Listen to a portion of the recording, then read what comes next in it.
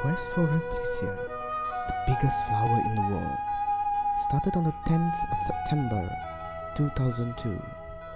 The expedition members gathered at Pangkalan Trojan near the Temenggor Dam, Hulu Perak.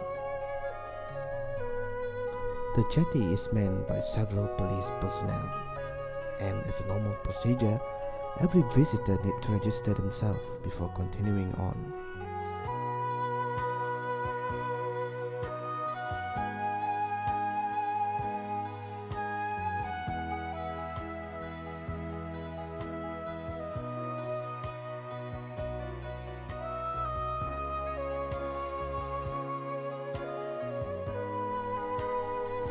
Loading loads and loads of supplies was rather tiring, but the prospects of getting a first-hand look at the precious flower fuels up the team members' spirit to go on.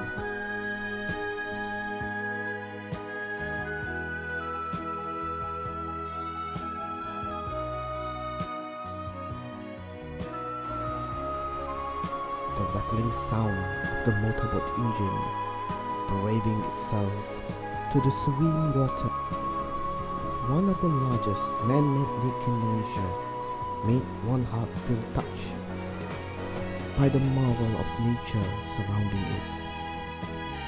Luckily, the team managed to capture a shot of wild boars quenching their thirst on the banks of the Banding Lake. And it is such a wonderful view to see wild animals in their natural habitat. And at times one can catch a glimpse of eagle hovering as if they are the masters of the sky.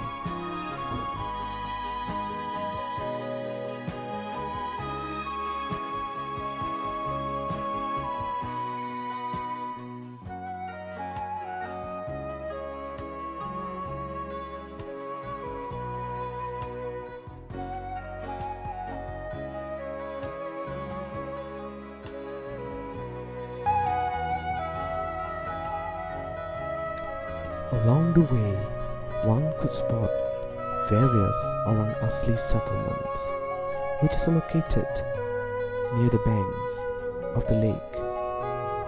And it is such a wonderful view to see these people living in the jungle as they are.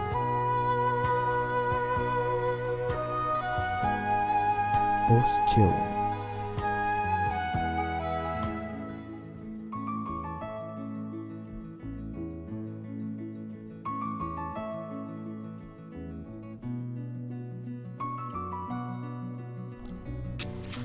The team was greeted by the friendly and warm village chief, Pak Long.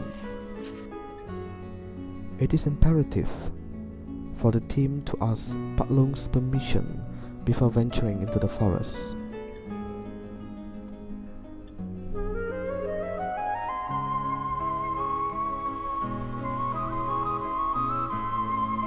The scene of small children of Orang Asli netting fishes from a boat would calm the wildest of heart. The warmth and friendliness of Pak Long would be forever remembered by the team members.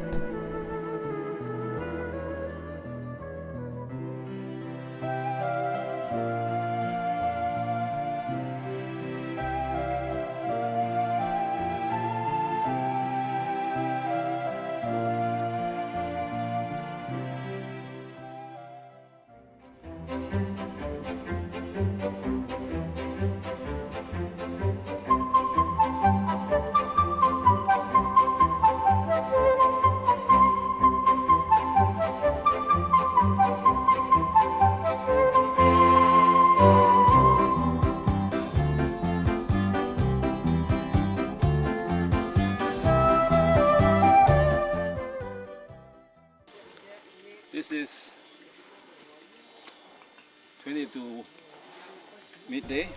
We just left our base camp to go and look for the big flower, Rafflesia. Let's go.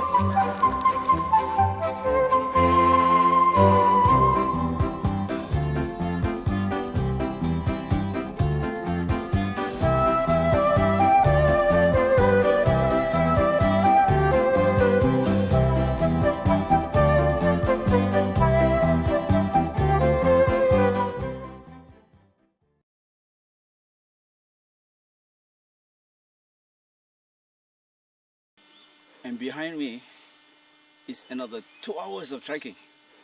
Hopefully be lucky and get a see this big flower. Let's go.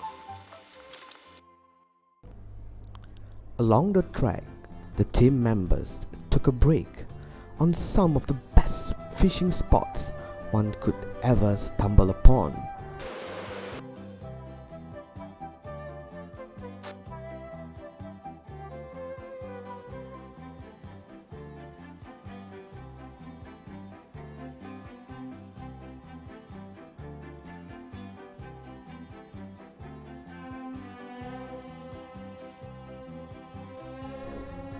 At the end of the first hour, the team met with a group of aborigines heading back home from the jungle with jungle fruits and flowers. It was really fascinating to see how these people work together to survive in the jungle.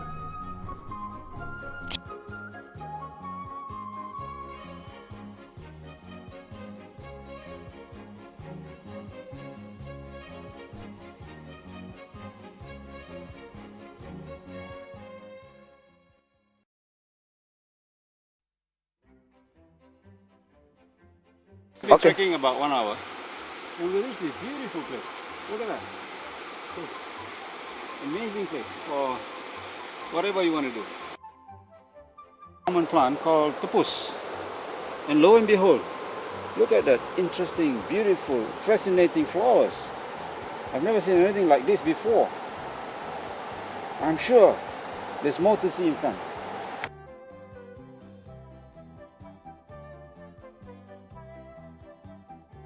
By very big trees. For example, this one is about 300 feet tall. And I think we've just entered what we call the virgin forest. The virgin. This local plant is called Kacip Fatima. It is what Tongkat Ali for men, this is for women. And hence the term Kacip Fatima. It's a very small plant, and the plant extract is used to restore womanhood.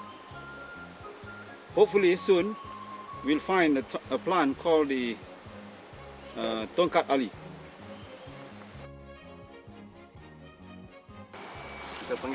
You have to be aware when you get into this area, especially when there's a bit of clearing, because this is where animals will stop. And here you see lots of leeches. We call this pachat. And they can travel faster than you want them to travel. By the way, we are standing next to a tree called the keledang tree. And here you see fruits of the keledang. It looks like chumpada, which is the family of jackfruit. And according to locals, this is edible. But I imagine there's hardly enough to eat because it's all fibrous. And I think a pachat has gone into my shoes. But something interesting, when you visit smaller towns, during the fruit season, which is about now, September, October, you see jungle fruits called tampoi. Up above my head is a subspecies of the tampoi, which we call it over here as laras. Lara. And our guide has obliged a request for us to taste the fruit. He's climbing the tree, and let me tell you how nice, how bad it tastes afterward. Thank you.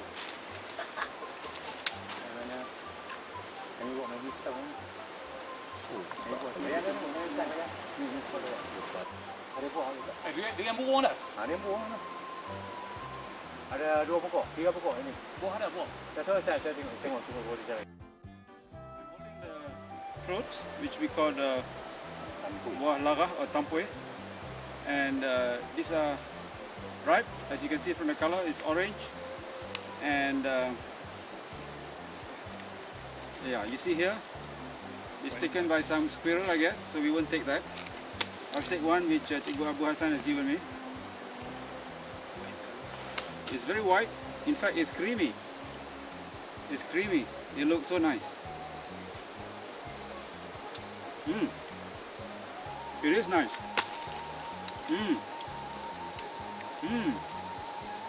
Wonderful.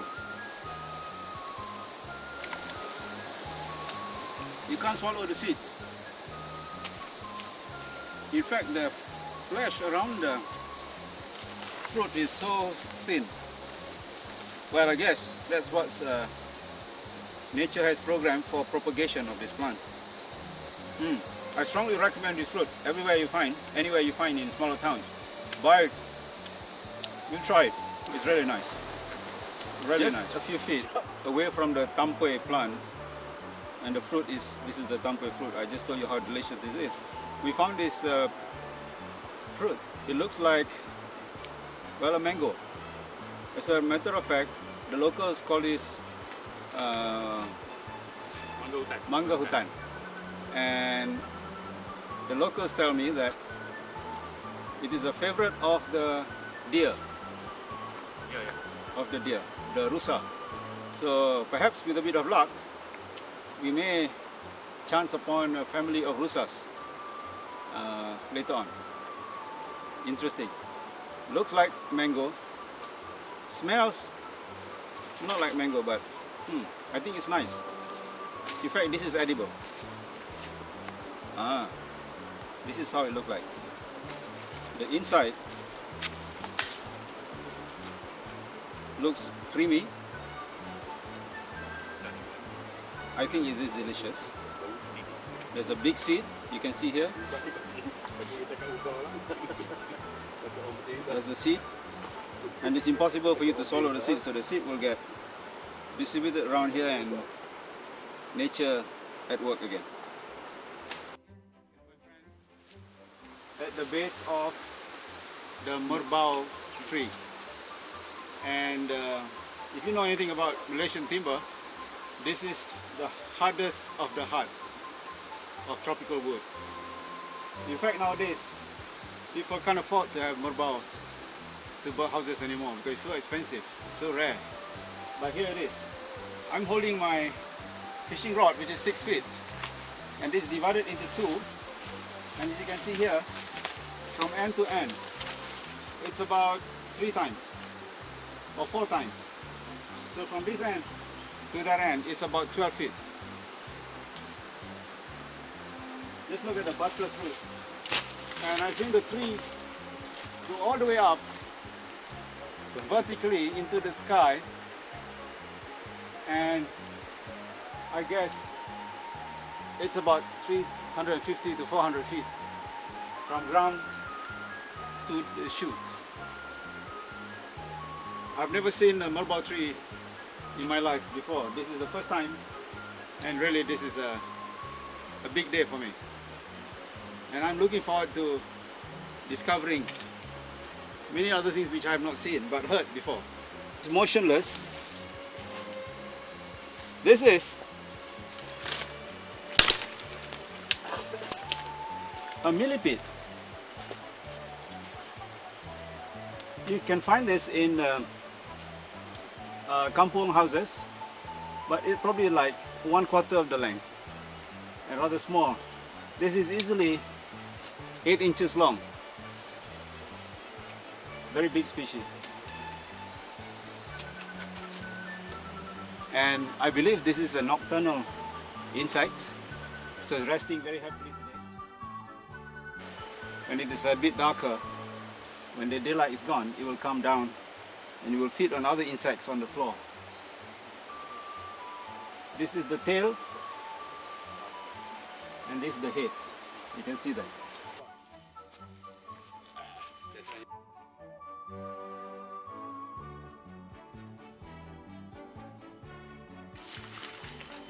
I'm holding in my hands something like that look like a durian, except that it is much smaller. Now, I was told the local calls this durian burung or bird's durian. But in every respect, It is a miniature durian. It smells almost like durian, and the path coming down is littered with this, and there are seeds germinating everywhere, suggesting that either humans or animals have consumed the fruits and just throw away the seeds, and it is not germinating. And my colleague Cikgu Abu Hassan is will try to open this, and let's see whether it looks like durian or not.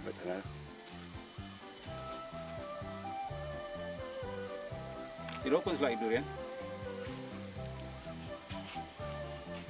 The thorns are so prickly. Oh, voila! Look at that. It is durian. Small. Okay. I'd like Cikgu to have a taste. Have a taste, Cikgu.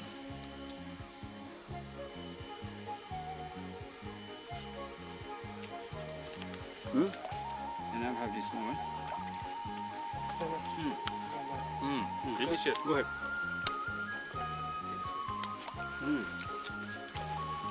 I guess I recommend strongly to Mardi to crossbreed this.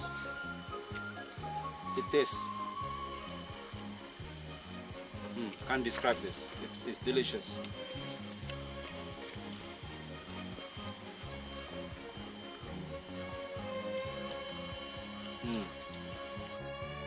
Get some outer space creatures here. But what it is, started life as a small creeper, and it grew larger and larger, and now it looks like it is a trunk. As you can see here, it is a creeper, and it finishes its wonderful life up to here, and it continues on smaller, further, and then it goes up and up into the sky. Interesting amount of weight that this particular creeper falls on it at the high top. It causes the bark or the trunk to split.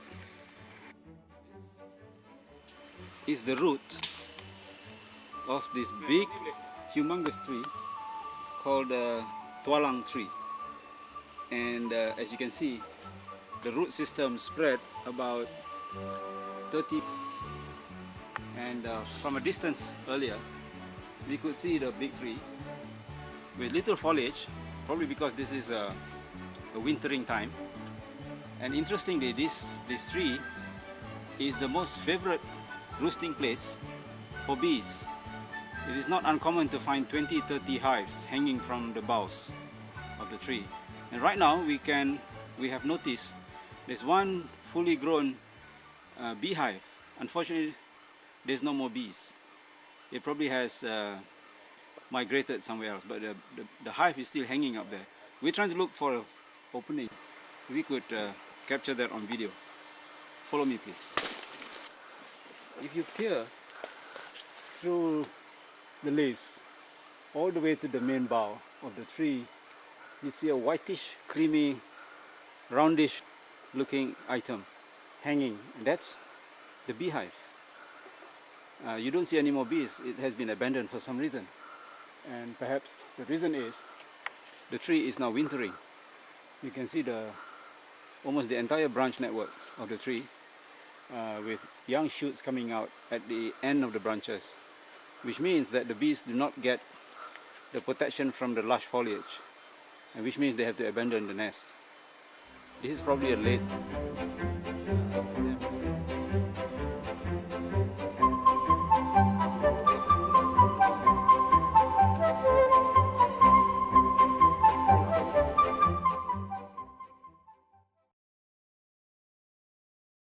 This looks like a place which is somebody's garden. Actually, I was told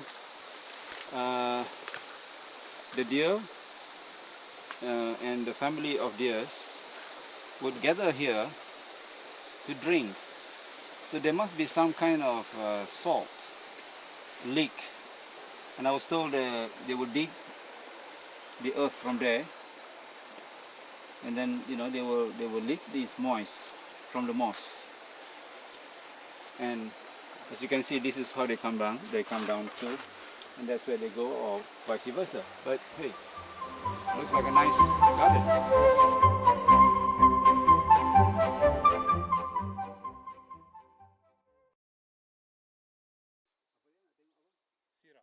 This is what we have tracked for 3.5 hours to see. To find rather, because it's difficult to see. It's something that grows from a root.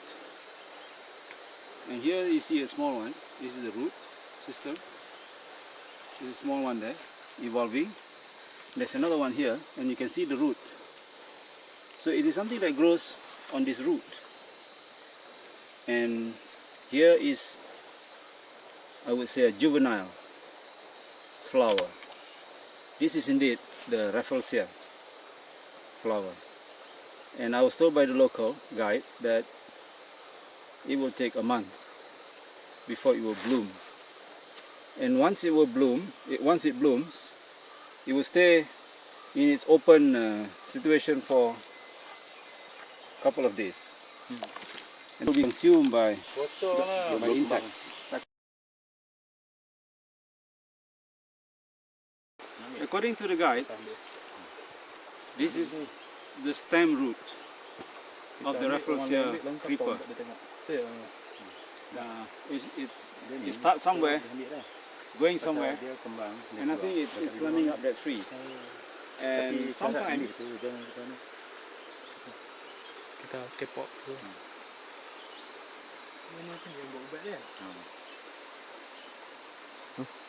sometimes the flower, the Rafflesia flower, will develop in mid-air, attached to a plant or to a root like this.